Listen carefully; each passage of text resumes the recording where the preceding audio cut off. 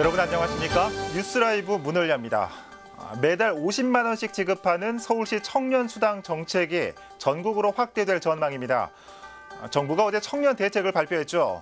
특히 중소기업에 취직하면 정부가 연봉 1,000만 원을 더 주겠다는 내용도 이슈가 되고 있습니다. 비가 개고 화창한 날씨가 이어지고 있습니다. 청년 정책도 따뜻한 봄을 앞둔 오늘 날씨 같았으면 좋겠습니다. 3월 16일 뉴스라이브 지금부터 시작합니다. 오늘의 헤드라인입니다. 전통시장 내 소방차 통행 공간 확보를 위한 황색선이 상인들의 매대 때문에 무용지물이 되고 있습니다. 서울 외곽순환고속도로 북부 구간 요금이 이달 29일부터 4,800원에서 3,000원으로 내려갈 전망입니다. 대규모 사업들이 예정된 송파구에 구청장에 나서기 위한 경쟁이 치열합니다. 지역 이슈와 표심을 살펴봅니다. 오늘 새벽 6시경 금천구 시흥대로에서 차량에 치인 보행자가 중상을 입고 병원으로 이송됐습니다.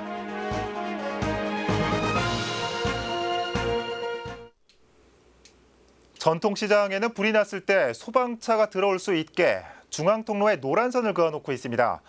강동구에서는 이 노란선을 따라 소방차가 원활히 지날 수 있도록 훈련을 진행하고 있는데요. 수차례 거듭되고 있는 훈련에도 의식 개선은 여전히 멀게만 느껴집니다. 첫 소식 박영찬 기자입니다. 소방차가 가다 서다를 반복합니다. 구청 직원과 소방대원은 소방차를 가로막는 장애물을 치우기 바쁩니다. 제품을 판매하는 매대를 노란 선 안쪽까지만 설치해야 하지만 선을 침범한 매대들 때문에 소방차가 지나야 할 공간은 빠듯합니다. 제대로 나가지 못하는 소방차를 보면서 상인들 사이에선 깊은 탄식이 흘러나옵니다. 노란색 밖으로 나왔잖아요. 예? 여기 불렀다 그러면 이것 때문에 불 다 타는 거예요. 그렇지, 이미 끝나. 사람들이 양심이 있어야지. 맞아요. 이거는 월급으로 평상시에도 지켜야 되는 거예요. 그렇죠. 시장 전체를 다 배려하고. 급기야 소방차가 멈춰서는 상황도 벌어집니다. 점포에 설치된 어닝 천막에 소방차가 걸렸기 때문입니다. 이미 지난달에도 이 시장에선 소방차가 중앙 통로를 지나다 선 밖으로 튀어나온 수많은 매대 때문에 앞으로 나가지 못했습니다. 거듭된 훈련에도 매번 비슷한 상황이 반복되면서 화재 예방을 위해 경각심을 가져달라는 목소리도 높아집니다. 모든 게 그 상인들의 그 안전의식이 제일 중요하다고 생각합니다. 그래서 계속 계도 활동을 할 거고요. 안전의식에 대해서 지도를 할 예정입니다. 강동소방서는 시장 상인들을 상대로 노란선 밖으로 매대가 튀어나오지 않도록 계도 활동을 펼치는 한편 상인들의 의식 개선을 위해 소방 통로 확보 훈련을 지속해 나가겠다는 계획입니다. 딜레이브 서울 경기 케이블 TV 박영찬입니다. 서울 외곽순환고속도로 북부 구간 요금이 이달 29일부터 인하될 전망입니다. 신용보증기금은 이를 위한 재정지원 보증금 4천억 원을 어제 확정했습니다. 자세한 내용 전해드립니다. 국회 정성호 의원은 15일 자신의 SNS를 통해 서울 외곽순환고속도로 북부 구간의 요금이 이달 29일부터 인하된다는 내용을 밝혔습니다. 인하되는 폭은 일산에서 퇴계원 36.4km 구간 기준 4,800원에서 3,000원으로 1,800원가량 인하되는 선이 유력합니다. 신용보증기금은 15일 심사위원회를 열고 서울 외곽순환도로 북부 구간에 4천억 원의 재정지원 보증을 승인했습니다. 사업자의 운영기간은 2056년까지 20년 연장됐습니다. 통행료 인하에 따른 사업자의 손실을 대출로 보전해주고 연장된 운영기간 동안 회수하는 구조입니다. 지난 2007년 12월 전 구간이 개통된 서울 외곽순환고속도로는 개통부터 비싼 통행료 논란에 휩싸였고 그동안 인접한 자치단체에 끊임없는 인하 요구가 이어져 왔습니다. 딜라이브 서울 경기 케이블 TV 박용입니다.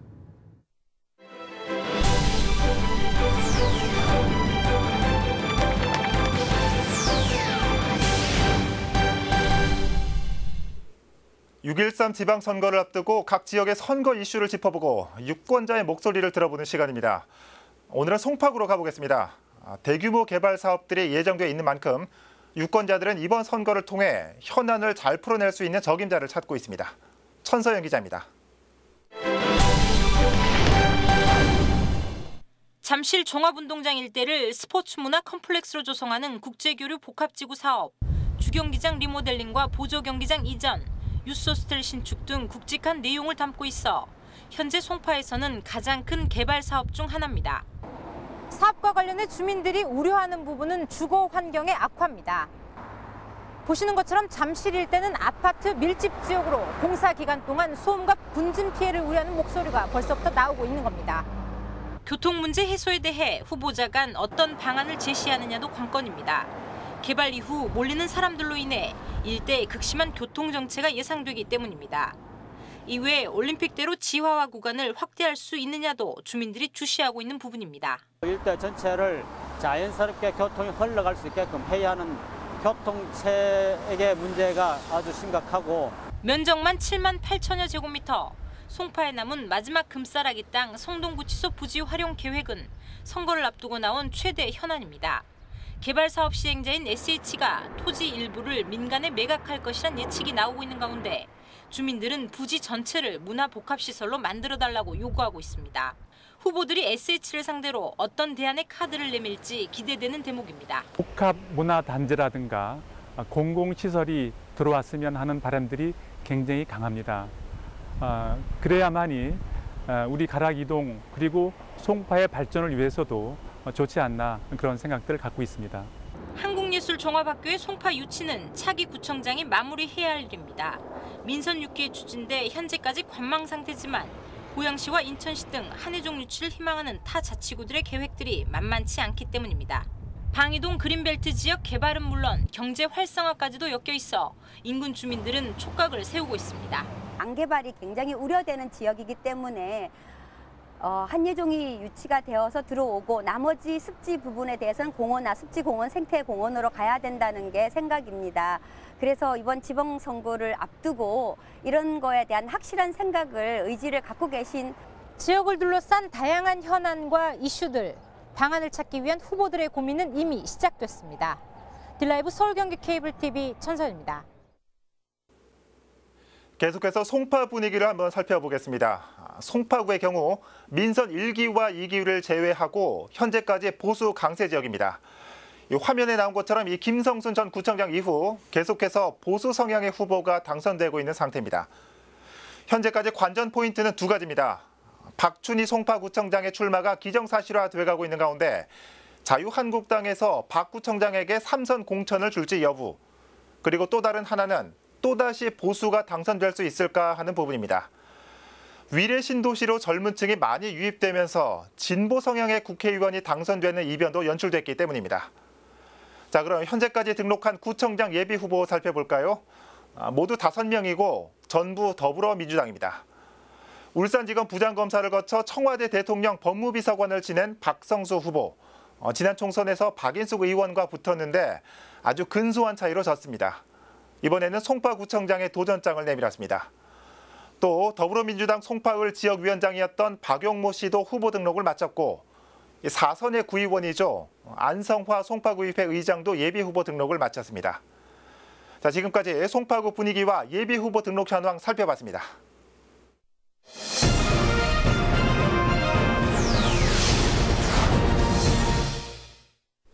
어제가 6.13 지방선거일 90일 전이었습니다. 이미 각 선거별 예비 후보들의 등록이 활발하게 진행되고 있는 가운데 이제부터는 본격적으로 제한되는 점들이 있습니다. 이슈체크 6.13 일자별 제한 사항과 선거에 나서는 공직자들의 사퇴 시점을 살펴보겠습니다.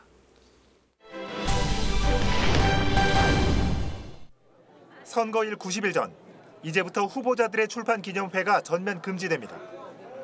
후보자 본인은 물론 후보자의 내용이 실린 다른 사람의 저서도 해당됩니다.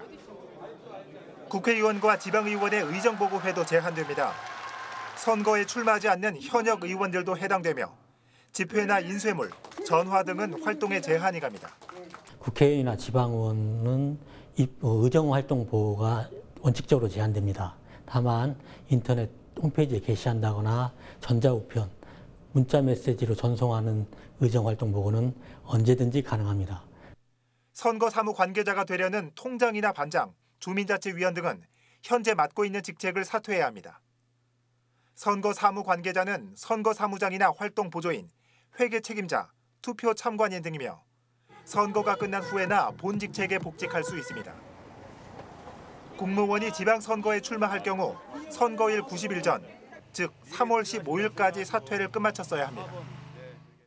시의원이 구청장에 출마하거나 국회의원이 서울시장이나 구청장에 출마할 경우, 그리고 구의원이 서울시의원에 출마할 경우 선거일 30일 전, 즉 5월 14일까지 현 직책에서 사퇴해야 합니다.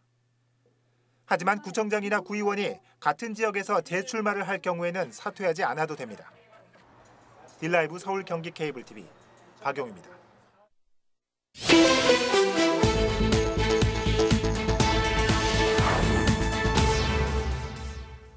오늘 새벽 6시쯤 금천구 시흥대로에서 차량 한 대가 보행자를 들이받는 사고가 발생했습니다. 이 사고로 차량 하부에 깔린 보행자가 중상을 입어 인근 병원으로 이송됐습니다. 경찰과 소방당국은 정확한 사고 원인을 조사 중입니다. 어제 새벽 0시 30분쯤 강남구 청담동의 한 오피스텔에서 한 여성이 투신 소동을 벌였습니다. 해당 여성은 창문으로 뛰어들어 투신을 시도했지만 출동한 대원들에 의해 구조됐습니다. 소방당국은 여성이 전 남자친구와 다투는 과정에서 투신을 시도한 것으로 보고 있습니다. 어제 오후 1시쯤 서초구 우면동의 한 빌딩에서 불이 났습니다. 이 사고로 정모 씨 등 4명이 연기를 흡입해 인근 병원으로 이송됐습니다. 소방당국은 빌딩 1층에 위치한 경비실의 온풍기에서 불이 시작된 것으로 보고 있습니다. 뉴스라이브 사건 사고였습니다.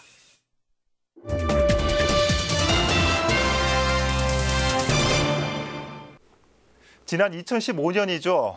보훈회관 신축 규모를 두고 재개발 조합과 보훈단체 간의 갈등이 빚어진 바 있습니다. 이 때문에 금호 29역 재개발 지역에 유일하게 보훈회관만 남았었는데요. 최근에 예전 갈등이 무색할 만큼 만족스러운 보훈회관이 개관했다고 합니다.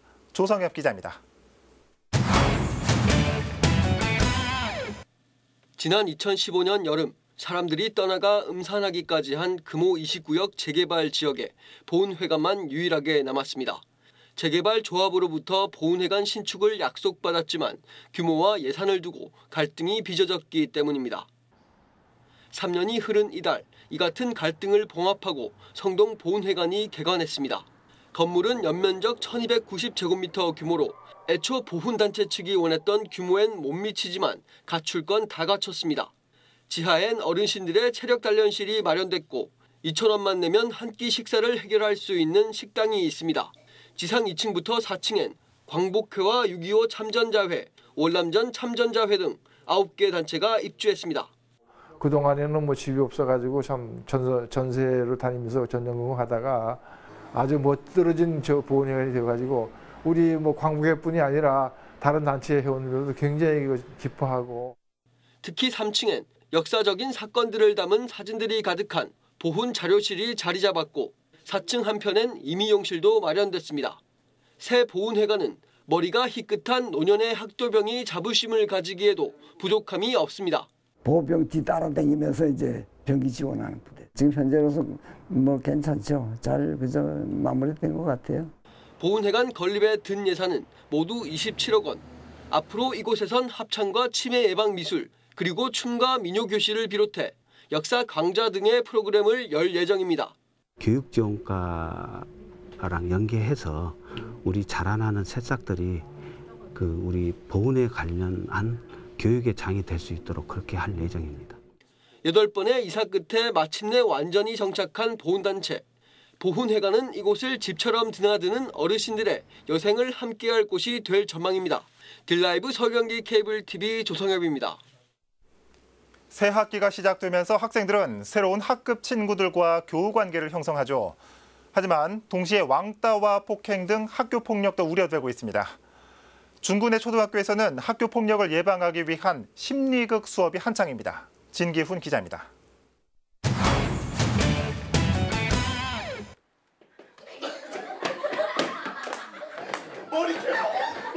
그저 재미를 위해 무심코 저지르는 장난. 직접 당해보는 기분은 그리 유쾌하진 않습니다. 지금 봤다고. 제 분위기 파악 못하는 거 알지?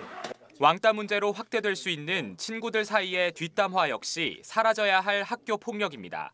심리극을 통해 가볍게 풀어냈지만 상대가 원치 않는 장난이나 뒷담화, 욕설이 가득한 대화 등 심리극 속에 담긴 상황들은 자칫 학교 폭력으로 직결될 수 있는 심각한 문제점들입니다. 가해자와 피해자가 돼본 학생들도 무심코 저질렀던 행동들에 대해 경각심을 느낍니다. 좀 욱하는 마음을 조금 줄이고 좀 생각할 줄 아는 그런 마음을 가져야겠다고 생각했어요. 당했을 때 기분이 나빴을 것 같고 저도 뒷담화를 하지 말아야겠다는 생각이 들었어요. 중군의 초등학교를 돌며 진행되는 학교폭력 예방 심리극 수업. 탁월한 효과를 인정받아 올해로 5년째 시행되고 있습니다. 학교폭력 예방 교육뿐만 아니라 또 생명 존중 교육, 그다음에 타인에 대한 배려, 이러한 인성교육에 큰 도움이 될 거라고 생각하고 있습니다. 학교폭력의 심각성에 대한 사회적 공감대가 커지고 있는 요즘. 그저 안 된다는 식의 주입식 교육이 아닌 체험을 통한 교육으로 학교폭력을 효과적으로 예방하려는 시도는 계속되고 있습니다. 딜라이브 서울경기 케이블 TV 진기훈입니다. 노원구의 전국 최초로 지자체가 운영하는 아동보호 전문기관이 문을 열었습니다. 피해 아동 신고 접수와 현장 조사, 치료 관리 등 아동보호를 위해 지자체가 적극 나서겠다는 뜻입니다. 박선화 기자입니다. 이달부터 운영에 들어간 노원 아동보호 전문기관입니다. 가정폭력이나 학대로부터 고통받는 아동들을 보호하기 위한 공간입니다. 치료실과 상담실 등을 갖춘 곳으로 아동학대 전문가와 노원구청 공무원이 상주하고 있습니다. 눈에 띄는 부분은 모래놀이를 통한 심리치료 방법, 상담사는 모래놀이하는 아이를 관찰하고 이를 통해 아동의 심리 상태를 파악하고 치료에 나섭니다. 모래놀이 안에서 자기의 무의식적으로 들어가서 깊은 상처감을 충분히 드러내고 어루만지고 자기의 앞으로 나아가는 방향을 찾아가는 그런 여정을 함께하는 치료 기법입니다. 현재 전국에는 62곳의 아동보호센터가 있습니다. 하지만 모두 민간에서 운영하는 것들입니다. 때문에 피해 아동을 발견했다 하더라도 민간이 개입할 수 있는 입지는 매우 좁습니다. 이 같은 한계를 뛰어넘기 위해 노원구에는 전국 최초로 지자체 직영 아동보호기관이 문을 열게 됐습니다. 신고 접수와 현장 조사, 사후 관리 등 아동학대 관리 전반을 지자체가 담당하겠다는 뜻입니다. 노원구는 전국 최초로 지자체에서 직접 운영하는 곳입니다. 아동보호 전문기관의 주된 역할은 아동학대에 대한 예방, 그리고 그 피해 아동에 대한 보호, 그리고 학대 행위자에 대한 처분 등이 있습니다. 2016년 기준 노원구에는 138건의 아동학대 피해가 접수됐습니다. 구는 경찰서와 교육청 등과도 연계해 지역 내 아동학대 피해를 줄여나간다는 계획입니다. 딜라이브 서울경기 케이블 TV 박선아입니다.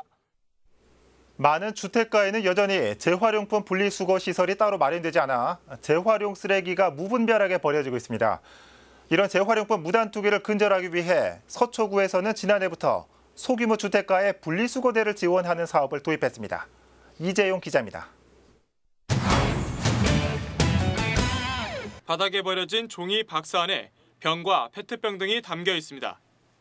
각기 다른 유형의 재활용품이 함께 버려지는 겁니다.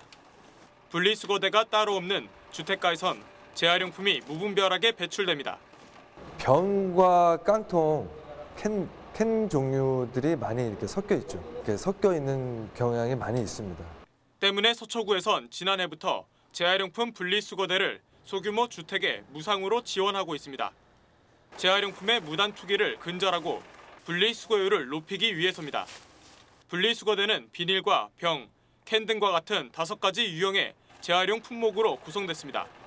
재활용품을 버리는 곳엔 그물망이 설치됐고 물에 젖으면 악취가 나는 종이류는 수거대 위에 덮개가 달렸습니다.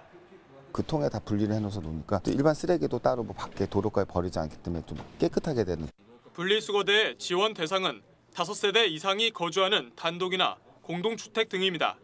주택에선 전담 관리자를 1명 선정한 뒤 가까운 동주민센터를 방문하면 지원 신청이 가능합니다. 가까운 동사무소에 신청을 하시면 저희 담당자들이 현장 한번 실사를 나가고요. 크기라든가 이런 부분들을 서로 건물주하고 협의를 해서 지원해주고 있습니다.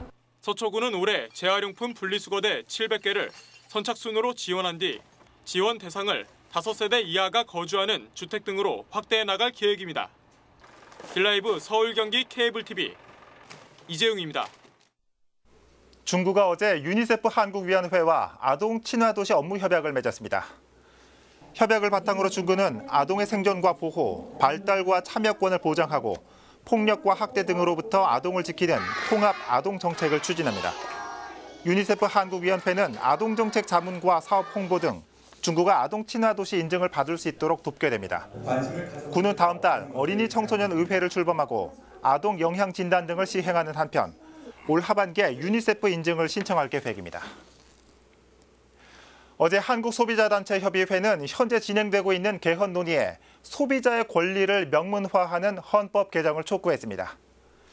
협의회는 세종문화회관에서 결의대회를 갖고 소비자 기본권을 헌법의 기본권으로 보장해달라고 주장했습니다. 협의회는 가습기 살균제와 살충제 계란으로 인해 소비자들의 입은 피해를 들며 일부 법조항에 머물러 있는 소비자의 권리를 헌법상 기본권으로 보장해 소비자 보호 규정의 한계를 개선해야 한다고 주장했습니다. 서울시 50플러스 남부 캠퍼스가 지난 12일 개관식을 갖고 본격적인 운영에 들어갔습니다. 구로구 천왕역 인근에 문을 연 남부 캠퍼스는 공유 사무실과 커뮤니티 모임방, 강당 등을 갖추었습니다. 인생 이모작을 준비하는 50에서 64세 주민을 대상으로 다양한 교육 과정을 진행합니다. 남부 캠퍼스를 포함해 서울시에는 서부와 중부 등 총 3곳의 캠퍼스가 운영되고 있습니다.